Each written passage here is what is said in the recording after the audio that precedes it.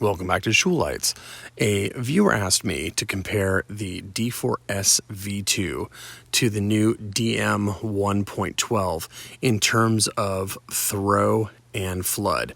So this D4SV2 has two Samsung LH351Ds that I've applied DC fix over to make even floodier. So these are really floody emitters with extra flood because of the film. And then the throw channel is the OSRAM W1s. And then on the DM1.12, I've got a little bit different setup. I've got SST20s all the way around the outside here. So they're not going to be as floody just by nature of the fact that they're a smaller phosphorus surface than the LH351D. And also I don't have the DC fix, but in the middle we've got a W1 again. This time it's just green because it's more intensity, but let's take a look at how this looks. So I'll start with the flood channels, and here is the D4S with the Samsungs. And we'll go to high. So that's full up, well, turbo, that's full up on that channel. And then with the SST20 here, that's how that looks. So clearly this is floodier with the D4S, and that's due to both the nature of the LH351D emitters and the DC fix. I suppose I could cut out a ring of DC fix and put it around here. I might entertain doing that. Better does the DM 1.12 throw than the TIR optic in the D4S.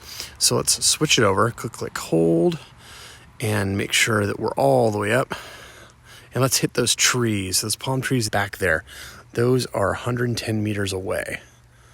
Okay, so that's how that looks on the trees here and those palm trees in the back. Now let's do this guy. Click, hold, double click to make sure we're full up, and there you go. You can see it's a lot more candela. It is green, so you got to take that under advisement. The white is less candela than the green, but the optic really helps. It just, you can see, hang on, give you a second here. I turned on both channels by accident, and you can see how much more pencil beam the DM1.12 is compared to the TIR in the D4S.